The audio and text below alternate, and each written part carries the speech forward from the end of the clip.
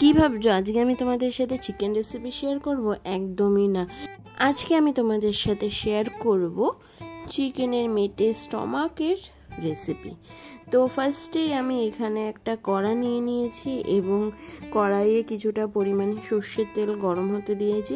আর এখানে দেখো আমি মেটের স্টমাক এবং 2-3টে দানাও ছিল, সেগুলোকে খুব ভালোভাবে ধুয়ে তাতে নুন আর লেবুর রস মাখিয়ে রেখে দিয়েছি। আর এদিকে দেখো আমার তেলটা গরম হয়ে গেছে। এবার তেলে আমি ফোড়নে দিয়ে দিয়েছি তেজপাতা, শুকনো লঙ্কা এবং গোটা জিরে। ফোড়নটা একটু ভাজা ভাজা হয়ে আসলে তাতে আমি দিয়ে দেব 3টে মাঝারি সাইজের পেঁয়াজ কুচি। আমি তো আজকে একদমই ভুলে গেছি ইন্ট্রো দিতে, মানে আমি রেসিপি শুরু করে দিয়েছি কিন্তু ইন্ট্রোটা দেওয়া হয়নি। তো চলো পেঁয়াজটা ভাজা হতে হতে ইন্ট্রোটা দিয়ে দেওয়া যাক। So hello viewers, welcome back to my page. আমি নবনীতা এবং আমার এই চ্যানেলে তোমাদেরকে অনেক অনেক অনেক স্বাগত।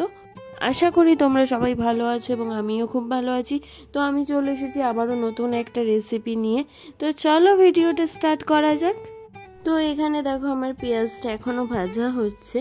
আর আমি না এরকম হাফ ভাজা হয়ে যাওয়ার পর কিছুটা পেঁয়াজ তুলে সেটাকে একটুখানি বেটে নেব। তো এখানে দেখো বাকি পেঁয়াজটা আমার ভাজা হয়ে গেছে আর পেঁয়াজটা আমার বাটাও কমপ্লিট হয়ে গেছে। এবার এই পেঁয়াজ যেটা ভাজা হয়েছে সেই পেঁয়াজ ভাজার মধ্যে আমি পেঁয়াজ বাটাটা দিয়ে দেবো। পেঁয়াজ বাটাটা দিয়ে পেঁয়াজ যে মিক্সি বাটিটাতে আমি বেটে নিয়েছিলাম সেই বাটি ধোয়া জলটা দিয়ে আমি একটু মশলাটাকে কষিয়ে নেব। এবার আমি তাতে বাকি যে মশলাগুলো রয়েছে সেগুলো অ্যাড করব।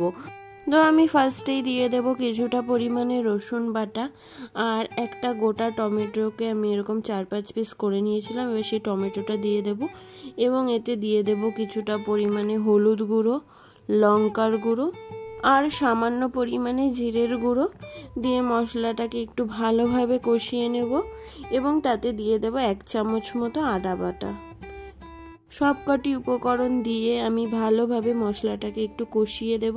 গ্যাস সিম করে ভালোভাবে মশলাটাকে কষিয়ে নেব যতক্ষণ না তেল ছাড়ে।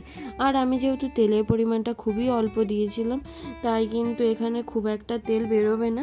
আর এখানে আমার মশলাটা না প্রথমের দিকে একটু লেগে যাচ্ছিলো ভিডিও করার জন্য, তাই আমি আবার একটুখানি জল দিয়ে দিলাম মশলাটাকে ভালোভাবে কষানোর জন্য। আমি লবণ দেওয়ার কথা একদমই ভুলে গেছিলাম, তো এখানে কিছুটা পরিমাণে লবণও দিয়ে দিতে হবে আর একদম সামান্য 2-4 দানা চিনি দিতে হবে স্বাদের জন্য। সবকটি উপকরণ দিয়ে মশলাটাকে একটু ভালোভাবে কষিয়ে নিতে হবে এবং হালকা মশলাটা কষে আসলে আমি তাতে একটু তন্দুরি চিকেন মশলাও একটুখানি অ্যাড করে দেব। এবার আমি তাতে অ্যাড করব কিছুটা পরিমাণে আলু, মানে আমি এখানে 2টো আলু একটু ছোট ছোট করে কেটে নিয়েছিলাম, সেই আলুটাকে এখানে আমি দিয়ে দেব। আর আলুটাকে আমি সেদ্ধ করিনি তাই একটু আগেই দিয়েছি, তোমরা যদি সেদ্ধ করে নাও তাহলে আলুটাকে পরে দেবে। আর তোমাদের যদি আমার ভিডিওগুলো ভালো লেগে থাকে তাহলে অবশ্যই ভিডিওগুলোতে লাইক, কমেন্ট, শেয়ার করে দিও।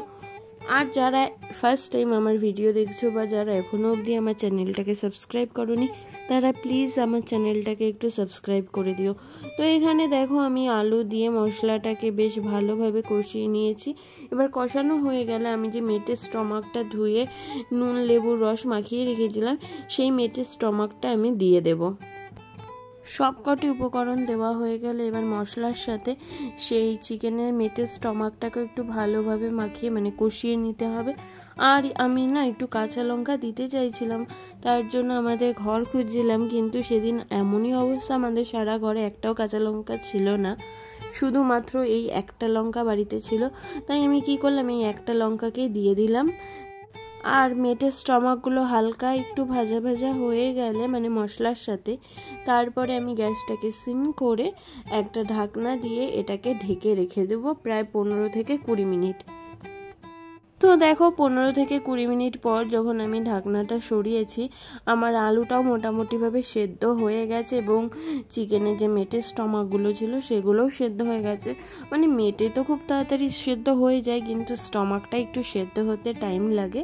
তো এখানে সবটাই কমপ্লিট হয়ে গেছে। আমি একটু ঝোলটাকে টানিয়ে দিয়ে একটু গরম মশলা গুঁড়ো দিয়ে গ্যাসের ওভেনটাকে আমি বন্ধ করে দেব। আমার এই রেসিপিটা তোমাদের কেমন লাগলো কমেন্ট করে জানাতে কিন্তু ভুলবে না। তো এই ছিল আজকের আমার ভিডিও। আমি চলে আসবো আবারও নতুন একটা ভিডিও নিয়ে, ততক্ষণের জন্য টাটা।